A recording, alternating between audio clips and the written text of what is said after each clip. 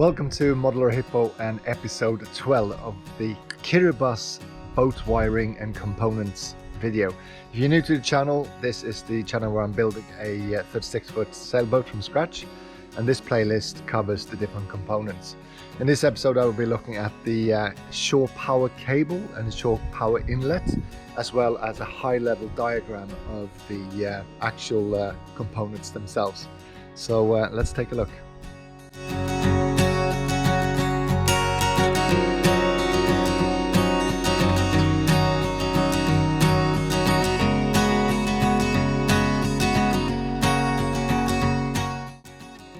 Okay, let's see what we got here. So it should be a Shore Power Inlet and cable.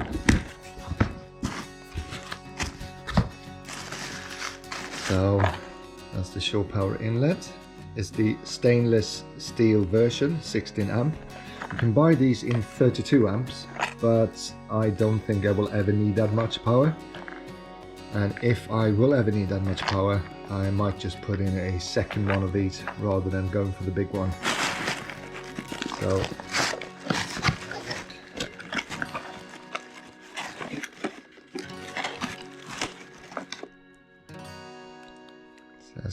it's nice. Has a nice little rubber backing as well to make sure it's not touching the aluminium side it will be mounted to. So that's nice. I wasn't sure if I would have to make that myself. So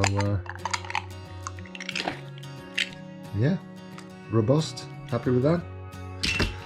And we also have the actual cable itself. I wasn't sure it was coming with a bag, so I'm quite happy with that. The good things with these cables are that they are molded, so there is no chance of water coming in through this side. So yeah, happy with that. I wonder if I will need an adapter, because I guess that this is European standard and that the North American standard might be a different connection point. But I will have to research that one. If anyone knows, feel free to stick it in the comments. If you live in the North American region and you don't recognize this plug, feel free to let me know, because then that confirms that I will need an adapter.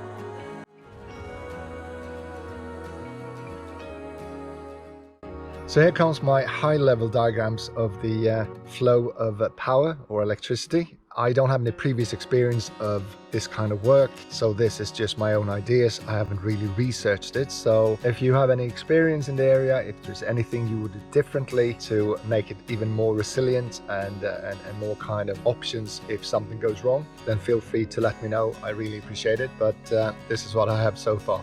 Shore power to the inverter. So this is the setup I'm thinking of when I have docked in a marina. Is that the shore power 230 volt or 110 will go straight into the inverter, and then the inverter will then charge the 48 volt battery bank, and I can also then take power from the inverter into the mains, and then also take the 12 volt buck converter straight from the battery to make sure I have 12 and 5 volt outlet. Shore power inverter broken.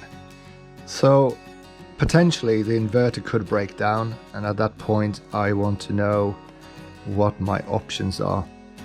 So I guess I can take shore power straight into the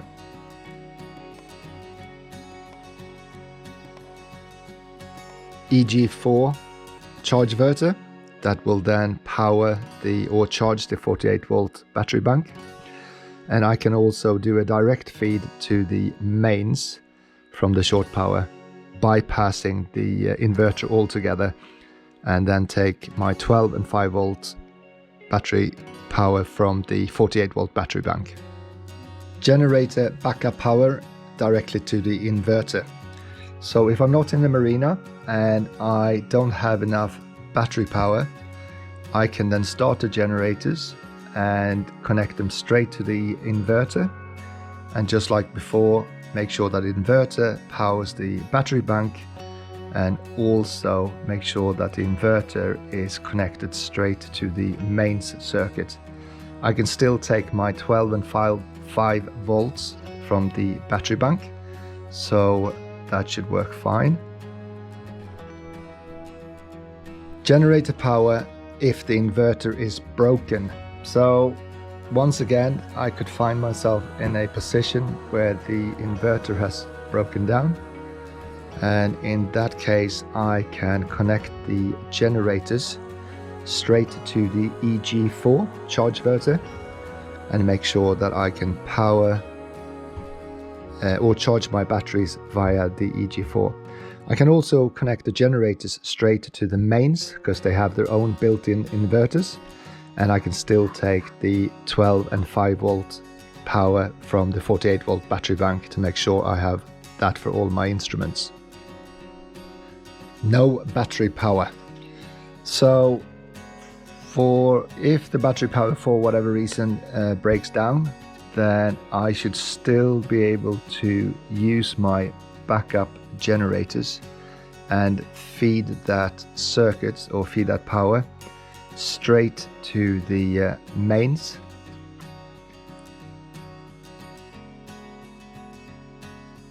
And I can also then get a 230 to 12 volt buck converter to make sure I can get the 12 and 5 volt power needed.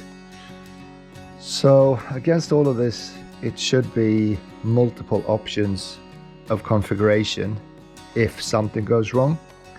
So if there's anything that I've missed or anything you would add or anything you would do differently, then please let me know. Obviously this is a high level diagram, there's no fuses on there, there's no cable sizes or anything. This is just flow of electricity. Some other progress: I have ordered the 16 prism batteries for the second Saplos box. So I reckon it will take between 60 and 90 days before they arrive from China. I'm also looking for the drivers for this cat cable so that I can connect my Surface tablet to the battery packs. So when this comes back and I set this battery pack up, I can then parallel connect these and we should double the capacity.